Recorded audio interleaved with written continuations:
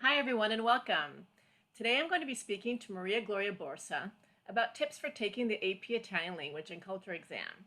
Maria Gloria holds a BA in Foreign Languages and Literatures and two masters, one in bilingual translation and the other in theory and pedagogy in second language acquisition. Maria Gloria is currently teaching AP and IB Italian at Beller High School. She is also a College Board AP Italian Lead Workshop presenter, the AP Daily Lead Instructor for the College Board, and the AP Italian External Consultant for ETS. Welcome, Maria Gloria, and thank you for being here today. It is a pleasure to be here with you. So before we talk about tips, can you give me an idea of what the overall structure of the AP Italian exam is? Okay, so the AP Italian is divided into two parts. The first one is the multiple choice. The test begins with the reading, multiple choice, the reading comprehension, and then it goes to the mixed reading and listening part. This is a new part of the exam that this year, for the first time, students will find. And I think it's very good because starting with the reading, they start thinking in Italian as they take the test. Then with the reading and listening, they have already a bit more confidence taking the test. And then they go to the last part of the multiple choice, which is the listening section. Then the free response part of the test starts with the writing an email. They have 15 minutes to read an email and respond to it. Then they have the argumentative essay based on 3 different sources. They will have a question they need to answer, respond, citing and using for their answer each source. And then we go to the spoken part, which is the conversation and the cultural comparison, which is the most important part for the exam, that is for the free response, because the exam is the Italian language and culture. So with the cultural comparison, students have the possibility to show their knowledge of Italian culture. And does any portion of the exam carry more weight than other portions? So does the cultural comparison carry more weight than, say, the writing portion? So the two parts of the exam, the multiple choice and the free response, have exactly the same importance. 50% for the multiple choice, 50% for the free response. Now, the free response, though, will have parts of reading and listening, because when students respond to the email, they have to read and understand the email they're responding to. In the conversation, they have to understand the interaction. So what the other person they're speaking to is saying. And also in the argumentative essay, they have to read and understand the article and the article's point of view, read and understand a chart, and then in the end, listen and understand to an audio file, because they need to understand each source's point of view to use in their essay. So in reality, even though the test is equally divided into multiple choice and free response, in reality, I would say that the multiple choice, not the multiple choice, but the interpretive part of the exam, where they have to read and listen and understand, takes over also in the free response. So that is probably the reading and listening. Those are the two skills that students have to pay particular attention to. Great. And you talked about audio files. How many times do students get to listen to audio files during the exam? In the multiple choice and in the argumentative essay, they listen to the audio source twice. So when they have to respond in the multiple choice with their answers, they listen twice. In the argumentative essay, they listen twice. But in the conversation, they will hear each interaction only once. So it is particularly important in the conversation to listen carefully the first time, because then they will hear a sound and they will have to interact immediately. To help them though in this interaction, even though they listen only once, they will always have an introduction, and they also have an outline to guide their answers. You also talked about that they have to read and respond to questions and they have to listen to conversations. What is the level of the grammar they have to know? Do they have to know the subjunctive and the conditional and respond in those tenses? Well, it will not hurt if they do. So in a part of the scoring guidelines, they will find that there is, especially for to receive a 5, there is part of the scoring guidelines that requires accuracy and variety in grammar, in vocabulary, in the use of vocabulary. But the reality is that the test is extremely communicative. So if they are good at interacting in the conversation, in responding to an email, in presenting both with an essay or the cultural comparison, and they can explain their ideas properly, even without using particularly advanced structures, they will be fine and they can get a 5. You talked about the importance of the culture comparison. How does that component work in the AP exam?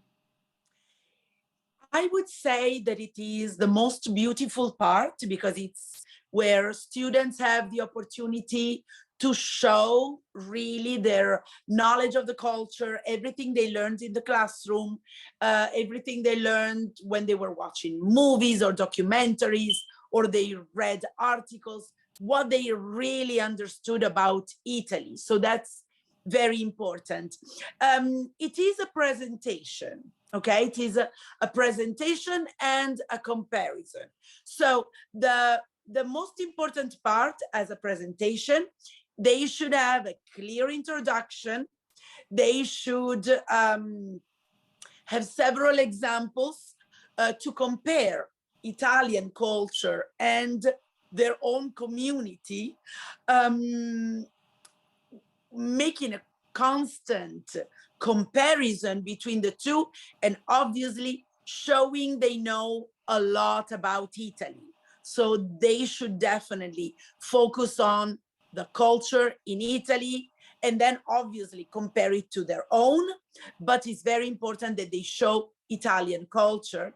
And then they should have a conclusion where I always advise restate your answer to the question that you find in the cultural comparison, because you want to make sure that from the introduction to giving all the examples, and then in the end, you make sure that you're answering the question you were asked and you compared. So in the end, you really have to restate the comparison that you're making between Italy and your own community. And is it a typical 5 paragraph essay? How long does the essay have to be?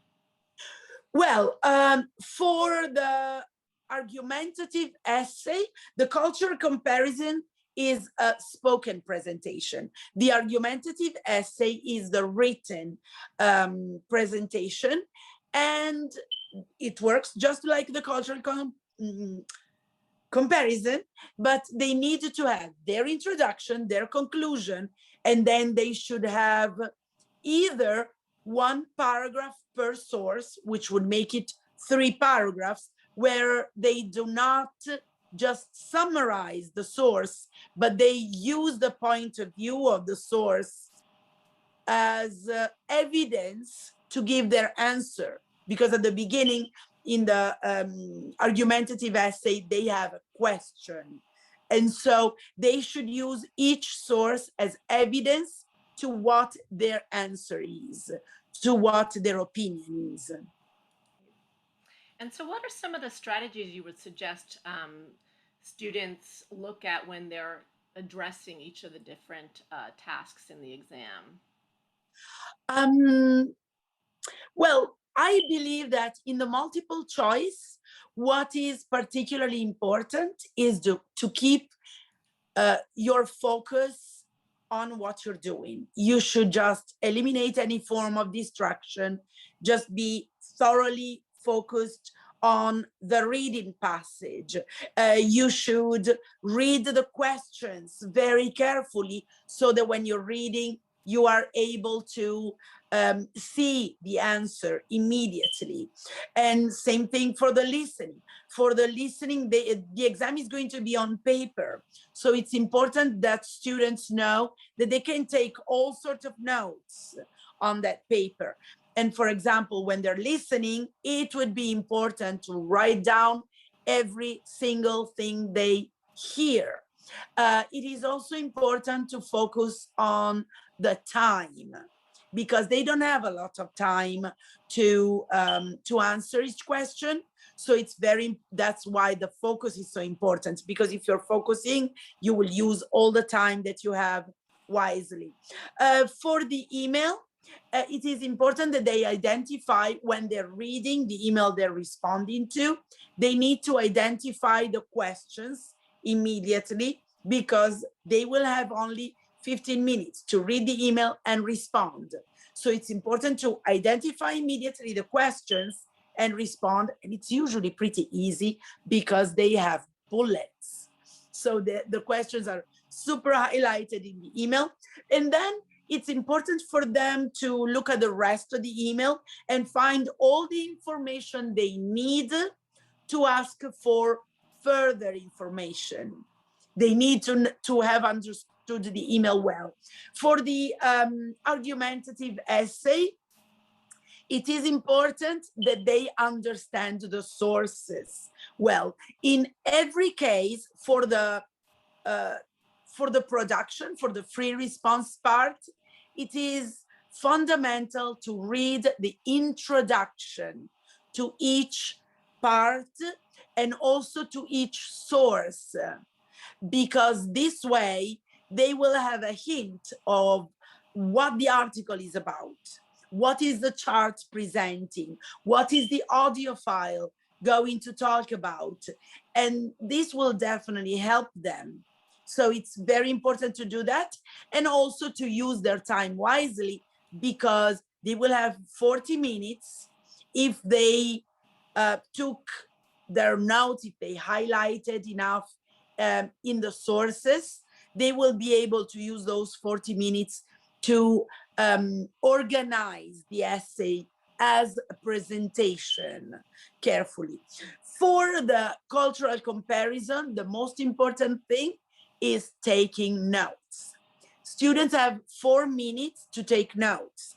They have to remember that it's going to be a presentation, a comparison, but a presentation. So they should have something for the introduction. Then they have to organize their notes divided by what in Italy is relevant to this topic. And so all the examples for Italy. Then what is relevant in my community about the same topic, and what do they have in common? So the notes should really be divided, and then they should find a strategy to have all the elements that can be in common between Italian culture and their communities. For the conversation, since you are going to hear each prompt, each interaction only once, and then you will have 20 seconds to respond, it is very important that you read the introduction well, as we said, so as to understand what the conversation is going to be about. You read the outline well, because in the outline, you will see what you have to say. Remember that it's not just pure improvisation. You have to do exactly what the College Board says you should do, and you will find it in the outline. And then just say everything you can in those 20 seconds that you have to respond to the interaction. Now, what do you do if you did not understand what the other person said? Well, show confidence and remember what you read in the introduction, what the topic of the conversation is. Say something. Do not leave the space empty, because that would definitely show that you did not understand. Try to do your best to always focus on what the topic of the conversation is. But if you didn't really understand, just interact. Say something for those 20 seconds. Should you understand later in the conversation what the question was at the beginning, make sure that in the next 20 seconds, you sort of try to answer both questions. Because, this would happen also in a normal conversation. Sometimes we don't understand something immediately, and then we go, oh yeah, now I know. And then you interact for that part. But especially show confidence, because you studied Italian for what, 3-4 years, you're obviously able to interact in a conversation. For the recorded portion of the exam, I'm assuming that there's going to be some type of a device that the students are going to use. And I know from some of our past students, there is some stress around not being able to record within the given amount of time. And so what are some tips that you can give students maybe to practice ahead of time with the recording device, or what can you contribute about that?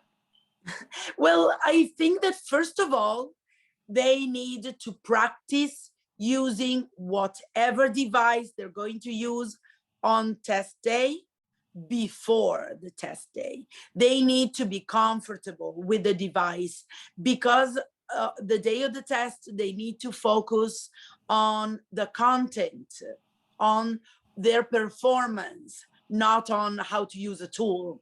So they should ask their teacher, or if they are external candidates, they should ask the school they're going to test at what they're going to use, whether they're going to use a laptop with an application, whether they're using a handheld device, and they should really do some practice just to feel comfortable enough.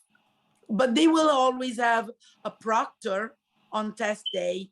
And so if they didn't have a chance to practice with the device before, just before the exam, they can practice it with the proctor.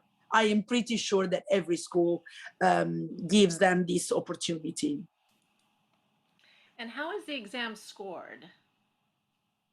So the exam is scored, well, the multiple choice is obviously sort of goes on automatic, while the free response is scored in June at the AP reading, where teachers from high schools in the United States and college professors meet, and they decide on if for each we only score the free response, obviously.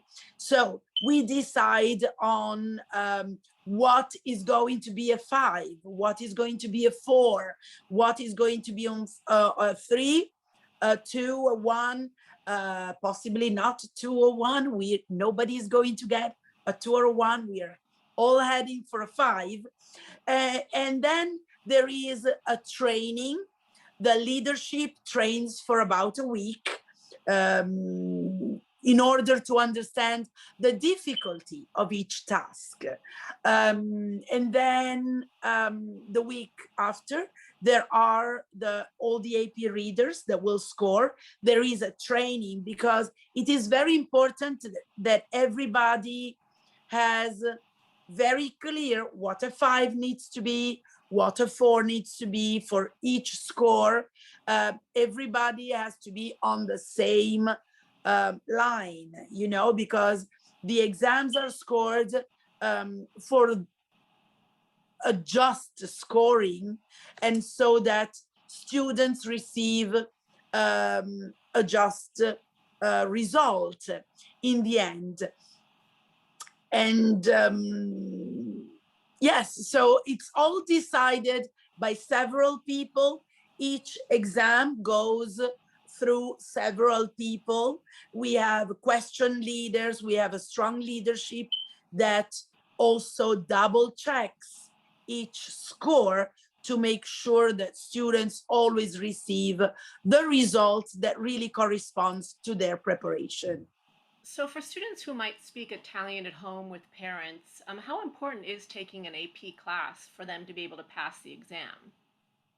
Well, it is not necessary, but it is very useful. First of all, we have to remember that when we learn a language at home, we are not necessarily using academic language with our parents, with our family. So taking an AP Italian class gives you the academic part of the language. It prepares you to take the test, but it's not really just for the test. It prepares you to acquire skills that you can use in your profession, in your future profession, or at university. And that, for that, obviously, it is important to follow the lead of a teacher who can guide you and can enrich your vocabulary, teach you advanced structures that you probably don't use within your family. That actually leads me to my next question, and my last question, actually, which is what are some of the benefits of taking the AP Italian exam for students? As I mentioned before, you acquire skills at a higher level than if you're just learning Italian for mere survival, which is sort of what happens in level 1 or 2. If you get to the AP level, your Italian is very accurate. Yes, you will still make some mistakes, but we all do. I'm a native speaker and I make mistakes in Italian because that is absolutely normal. But your Italian will become more, you will be able to use it also in a formal context. And also your knowledge of the culture is going to be a lot deeper than if you were just studying at a regular academic level. So I think that is very important because you need to learn a language because it is also useful for you. And I mean, it's also beautiful when you're learning Italian. And it is extremely useful if you go to university because state universities all give you a credit for it. And what does that mean? First of all, it means you will save a lot of money in case you are satisfied already with your knowledge and skills in Italian. You can just have your university credit and study something else. But if you're passionate about Italian, you will probably have an easy access to a minor in Italian, to a major with just a few more exams. And that means that you can focus on what your main major is going to be. So your profession. And at the same time, I think that it is extremely important, whatever profession you will choose, whatever academic future for the next few years at college you will have, it is very important to have part of your preparation in humanities. If you are not planning on registering at a college or on attending university, but you want to enlist in the military, for example, I've had several students who came back happy because since they took the AP Italian, they were also paid more when they were in the military. So in reality, the advantages are really several. And let's not forget, it's also a human enrichment Yeah, for I think that's yourself. a great point to end on. Thank you so much, Maria Gloria, for joining us today. And thank you to all our AP students out there, and good luck on the exam. Thank you, Ciao. Hilary. Ciao.